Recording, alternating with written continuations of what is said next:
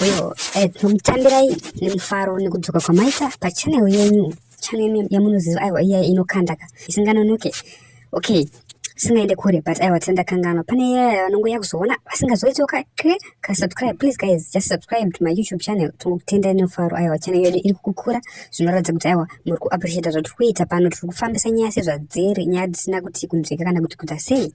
Like nhasi nasitauya nenyaya yaPresident Emmerson Mnangagwa. Vari kuedza kutaura kuti hanzi guys, anomuziva kuti mvura haisi kunaya zvekudaro muZimbabwe, mvura haisi kunaya munyika medu.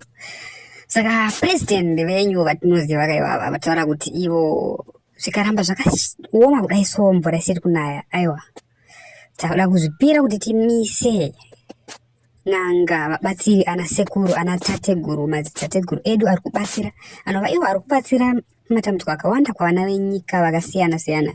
Aiwa isi da kuti izvi hatingazotonge tonyanya kuenda kuside but da kuti muzotisenderawo mumacomment section muchitiudzawo kuti aiwa munotiwo kudiko nazvo. Nyika ise munhu wanika, nyika ndevanhu tese. Saka pamwe pacho panoda kuti vanhu tinge tagara pasi tozoona kuti tiri kuita sei, nekuti ana sekuru ava aiwa inhando kuone chavanotadza vanobasira singaiti ende pane vanhu vatinozoziva isusu nemazita.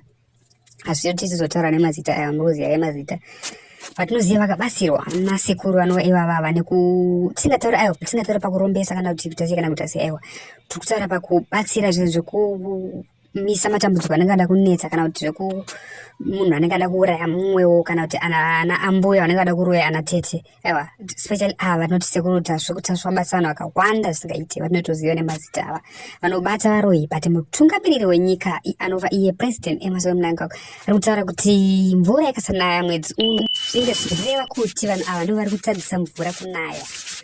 Asi guys, ngatingobvunzawo kupira nakupira kunge kusina here ana sekuru vanobatsira vanobata sezvokaita seizvi. Amen. Pamwe tiri kumhanyira zvinhu but guys ndo nyaya iri pana vatata kuigirai maviewers guys. Tokumbirawo muone mobva matiudzawo macomment section kuti guys kuti zvakamira sei, kuti munozvitora sei nyaya idai, so kuti ndizvo here kana kuti aiwa pari kuda kushandiswa chichi zvechisimba kana kuti tozopedza tafunga kuti pamwe ivo video yomudanga vanenge vandizva vanobata vanenge kuchikoro chinozotapira kwavari. Sekuziva kwenyu munoziva kuti ana sekuru havanai kuti chii kana kuti chii, vari pakubatsira.